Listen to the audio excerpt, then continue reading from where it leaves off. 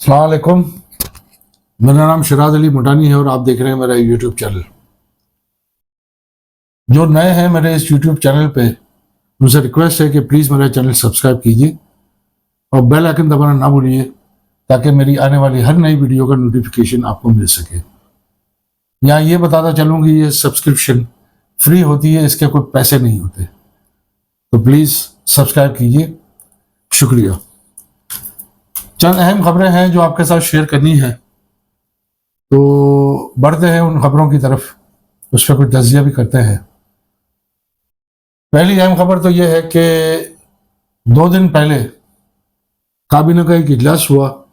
उस इजलास में यह फैसला किया गया कि सुप्रीम कोर्ट की प्रोसीजर और प्रोसेस कमेटी है, उसमें तब्दीली लाई जाए, यानी एक जज उसमें से निकाल कर और चीफ जस्टिस काजी फायज रिज़ा साहब को इख्तियार दिए जाए कि वो अपनी पसंद का एक जज मुकर्रर कर सकें। तो कमेटी ने यह बिल पास किया, काबीना ने यह बिल पास किया और यह बिल सदर साहब के पास भेज दिया गया। तो सदर आसिफ अली जरदारी साहब ने उस पर दस्तखत कर दिए और उनके दस्तखत होते ही ये एक ऑर्डिनेंस बन गया। अब जब ऑर्डिनेंस बन जाए तो ये ऑर्डिनेंस एक हुक्मनामा होता है जो कुछ अरसे के लिए आइन का हिस्सा बन जाता है। तो ये ऑर्डिनेंस जस्टिस काजी फायज रिज़ा साहब के पास भेजा गया और चीफ जस्टिस काजी फायज रिज़ा साहब ने उस पर फौरन अमल करते हुए जस्टिस मुनीब अख्तर साहब को निकालकर अपने एक हम ख्याल जो 5वें नंबर पे सीनियर हैं उनको इस कमेटी का मेंबर अपॉइंट कर दिया, जस्टिस अमीनुद्दीन को, ताकि यहाँ जो भी फैसले हों वो 2-1 से हों और वो चीफ जस्टिस काजी फायज ईसा साहब की फेवर में हों। इसका बुनियादी काम बेंच बनाना है और बेंच में कौन कौन से केसेस लगाने हैं, यानी वो 3 रुकनी बेंच हो, 5 रुकनी हो, 11 रुकनी हो, 8 रुकनी हो या फुल बेंच हो, तो उसका मकसद सिर्फ यही होता है। तो अब जस्टिस मंसूर अली शाह साहब और जस्टिस मुनीब अहमद साहब हम ख्याल थे, तो काजी फायज रिज़ा साहब हमेशा 2-1 की अक्सरियत से हार जाते थे और बेंच जस्टिस मंसूर अली शाह साहब और जस्टिस मुनीब अख्तर शाह साहब की मर्जी से बनता था। लेकिन अब चीफ जस्टिस काजी फायज रिज़ा साहब और जस्टिस अमीनुद्दीन की मर्जी से बनेगा। तो आज उस कमेटी का इजलास बुलाया गया जिसमें जस्टिस मंसूर अली शाह साहब ने शिरकत करने से इनकार कर दिया और उन्होंने कहा कि ये किसी ऑर्डिनेंस के तहत आप किसी भी जज को, किसी भी जस्टिस को इस कमेटी से निकाल नहीं सकते, इसके लिए फुल बेंच फैसला करेगा।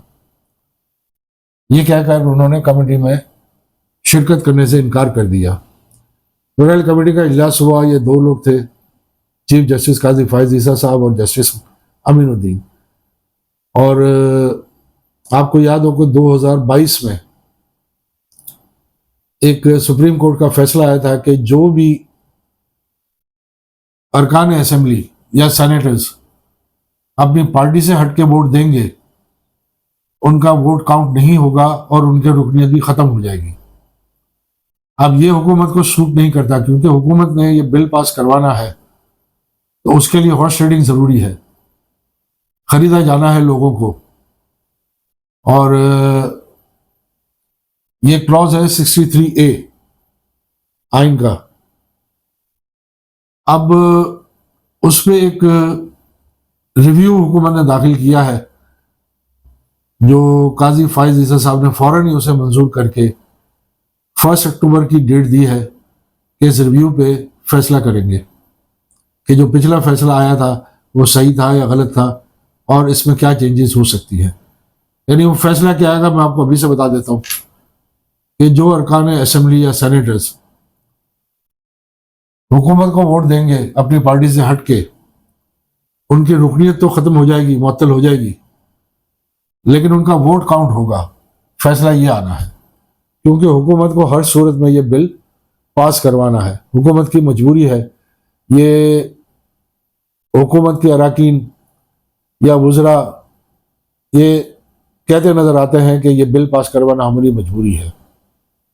इवन बिलावल भुट्टो साहब ने भी इस बात का जिक्र किया है कि ये बिल अप्रूव करवाना हमारी मजबूरी है। अब ये कौन करवा रहा पास और इनकी क्या मजबूरी है, मेरे ख्याल आप मुझसे ज़्यादा बेहतर समझ सकते हैं। एनीवेज, ये फैसला होने के बाद 1 अक्टूबर को ये बिल फिर से असेंबली में आएगा और अप्रूव भी होगा और सेनेट में आएगा और वहां से भी अप्रूव होगा, क्योंकि गवर्नमेंट हॉर्स ट्रेडिंग करेगी, बंदे तोड़ेगी, खरीदेगी या धमकियां देगी, अगवा करेगी, जो भी करे, लेकिन किसी तरीके से अपने नंबर्स पूरे करेगी जो 224 बनते हैं। अभी उनके पास गालबन 214 है, तो 10 बंदों की ज़रूरत है, जिसमें पीटीआई के 10, 12, 15 अरकान ऐसे हैं जो टूटने का खदशा है, और सेनेट में मौलाना फजलुर रहमान के 2 बंदे टूटने का खतरा है। तो देखिए क्या होता है, क्योंकि अगर ये बिल पास हो गया तो आइन, जो मौजूदा आइन है वो मौजूदा आइन नहीं रहेगा, उसकी शक्ल बिगड़ चुकी होगी। और जो इसमें 2 प्रॉब्लम मुझे नज़र आते हैं कि बुनियादी इंसानी हुकूक ख़त्म हो जाएंगे, नंबर 1। नंबर 2 ये कि एक आइनी फेडरल कोड बन जाएगा जिसके चीफ जस्टिस मुबैना तौर पर चीफ जस्टिस काजी फायज ईसा साहब होंगे। यहाँ से रिटायर होने के बाद वो वहाँ ओहदा संभालेंगे, और जितने भी आइन से मुतालिक केसेस हैं उसका फैसला वो अदालत करेगी, सुप्रीम कोर्ट नहीं करेगी। आइन की तशरीह वो करेंगे और मनपसंद तशरीह करेंगे जो हुकूमत को सूट करती हो। और साथ साथ ये भी है कि ये सुप्रीम कोर्ट से ऊपर की अदालत होगी, तो जो ऐसे केसेस जिसमें इनको ये महसूस हो कि ये सुप्रीम कोर्ट को फैसला दे देगी ऐसा जो हुकूमत को फेवर ना करे, तो वो केसेस अपने पास मंगवा सकती है और चला सकती है। बहरहाल ये एक किस्म का आईनी माशाल्लाह ही होगा। और दूसरी अहम खबर यह है कि 2022 में सुप्रीम कोर्ट ने एक फैसला दिया था कि जो भी हुकूमत के फेवर में वोट डालेगा उसकी रुकनीत भी खत्म हो जाएगी और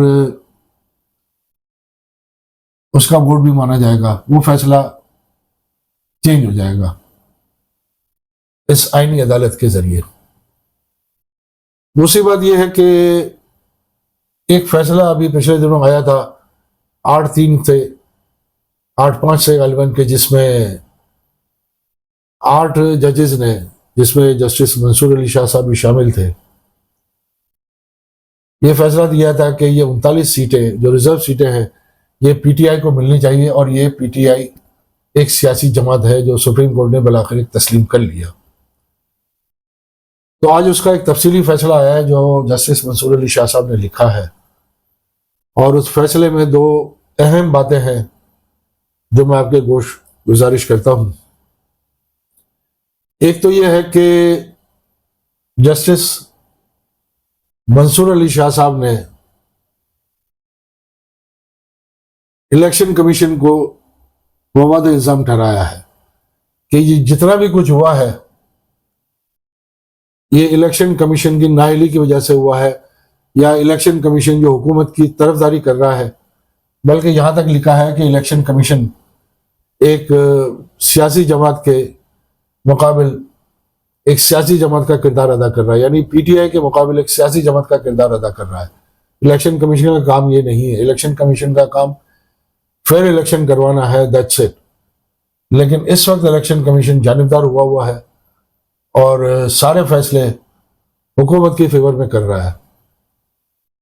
एक तो ये जस्टिस मंसूर अली शाह साहब ने मवाद इल्जाम ठहराया है इलेक्शन कमीशन को, और दूसरी अहम बात जो इसमें जो मुझे नजर आई वो साथ साथ जस्टिस मंसूर अली शाह साहब ने ये कहा है कि ये जितना भी कुछ हुआ है वो सिर्फ इसलिए हुआ है कि एक सियासी जमात से उसका इंतखाबी निशान छीन लिया गया। यानी जस्टिस चीफ जस्टिस काजी फाइज ईसा साहब ने जो ये फैसला दिया था कि पीटीआई बल्ला एज ए इंतखाबी निशान इस्तेमाल नहीं कर सकती, उसका नुकसान बज़ाहिर तो ये लगता था कि शायद पीटीआई को हो, लेकिन उसका नुकसान नहीं हुआ और पीटीआई ने क्लीन स्वीप किया। ये और बात है कि फॉर्म 47 पे हुकूमत बना दी गई। फॉर्म 45 पे बनती तो ये इस वक्त जो पीडीएम हुकूमत बैठी है इसमें से बहुत कम लोग जीत के आते और हुकूमत का हिस्सा ना होते। बहरहाल ये दो अहम इसमें नुकात हैं और बहुत सारी बातें हैं इसमें। इसके अलावा एक खबर और भी है जो अहम है कि हुकूमत ने मीडिया मालकान को और एंकर्स को बुला के उनसे ये पूछा कि इतना कुछ होने के बावजूद, यानी मेन स्ट्रीम मीडिया में इमरान खान का नाम नहीं लिया जा सकता, मेन स्ट्रीम मीडिया में इमरान खान की तस्वीर नहीं दिखाई जा सकती, मेन स्ट्रीम मीडिया में इमरान खान से मुतालिक कोई ऐसी खबर नशर नहीं की जा सकती। और ये काफी अरसे से हो रहा है, उसके बावजूद इमरान खान की मकबूलियत कम नहीं हो रही, बढ़ रही है। उसकी वजह क्या है? तो मुख्तलिफ एंकर्स ने और मीडिया मालकान ने अपनी अपनी तजावीज़ दी कि हम ये कर लें तो शायद ये हो जाए, ये कर लें तो ये हो जाए। तो हुकूमत ने चंद तजावीज़ मान ली है और उस पर फैसले का अमल दरामद करने का फैसला कर लिया है। अब इसमें एंकर्स जो है, जो ये प्रोग्राम करते हैं 8 बजे या 10 बजे, उन्होंने अपनी अपनी बोलियां लगाई हैं कि मैं इतने पैसे लूंगा और इस तरीके से ये बातें करके इमरान खान के शख्सियत को या उसके इमेज को डैमेज करने की कोशिश करूंगा। बल्कि कह ही दिया है कि हम डैमेज कर लेंगे, जो आज तक तो कर नहीं सके, अब पता नहीं कैसे करेंगे। उनका तरीके वारदात कुछ इस तरीके से है कि ये हुकूमत को थोड़ा बहुत तनकीद करेंगे, एस्टेब्लिशमेंट को भी थोड़ा बहुत तनकीद करेंगे और इमरान खान की थोड़ी सी तारीफ करेंगे, लेकिन साथ साथ उसकी किरदार कशी भी करेंगे कि इमरान खान ने फलाने फलाने फैसले गलत किए, इमरान खान यूटर्न लेता है, इमरान खान इसराइल का हामी है, इमरान खान ऐसा है, इमरान खान वैसा है। भी बहुत सारे इल्ज़ामात उसके साथ साथ लगाएंगे और साथ साथ ये भी कहेंगे कि आज इमरान खान पर जो गुजर रही है ये इसकी अपनी करने की वजह से गुजर रही है, ये इसकी गलतियों की वजह से इस पर इमरान खान पर ये गुजर रही है।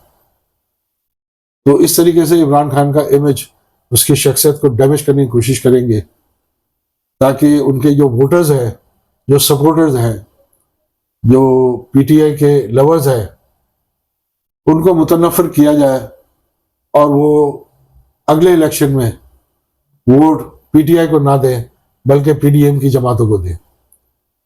बहरहाल आपने देख लिया कि इतने अरसे से इमरान खान पे इल्ज़ामात की बौछार है, उसे नाहक कैद रखा गया है, उसके बावजूद, उसकी मौजूदगी ना होने के बावजूद इस्लामाबाद में एक बहुत बड़ा जलसा हुआ, लाहौर में एक बहुत बड़ा जलसा हुआ और अब ये जलसा मियांवाली में होने जा रहा है। मियांवाली के बाद ये पिंडी में भी होगा। तो ये जलसों का सिलसिला पीटीआई का शुरू हो गया है। रुकावटें तो बहुत डाली हुकूमत ने, पंजाब हुकूमत ने स्पेशली लाहौर में ऐसी जगह दी जो शहर से काफी दूर है, 20-25 किलोमीटर, यानी शहर का एक कोना है, सेंट्रल लाहौर नहीं कह सकते उसे। और उसमें पहाड़ियां भी थी छोटी बड़ी, नाले भी थे और गंदगी के ढेर भरे हुए थे। उसके बावजूद लोग ये सारी चीजें अबूर करके उस जलसे में पहुंचे और उस जलसे को कामयाब जलसा किया। अब देखिए ये इनकी नई स्ट्रेटजी जो है इमरान खान को डैमेज करने की, उसमें एक किस हद तक कामयाब हो सकते हैं। और साथ साथ आपको ये बताता चलूँ कि मेन स्ट्रीम मीडिया में इन्होंने कह तो दिया है, लेकिन मेन स्ट्रीम मीडिया अब देखता कोई नहीं है। तो इनकी कोशिश होगी कि मेन स्ट्रीम मीडिया में जो इमरान खान के खिलाफ ये मवाद पेश करें वही सोशल मीडिया पे भी डालें। और ये बहुत अरसे से पीडीएम की जमातें और उनके हम ख्याल जितने भी सोशल मीडिया के लोग हैं वो करते आए हैं, लेकिन उससे इमरान खान की पॉपुलैरिटी बढ़ी है, कम नहीं हुई। तो ये खबर जो है उन लोगों के लिए है जो पीटीआई के सपोर्टर्स हैं या पीटीआई के वोटर्स हैं या पीटीआई के लवर्स हैं। ये खबर उनके लिए है स्पेशली कि ज़रा ऐसे देख लें। मेरा वीलॉग देखने के लिए आपका बहुत बहुत शुक्रिया। Thank you very much. अल्लाह हाफिज़।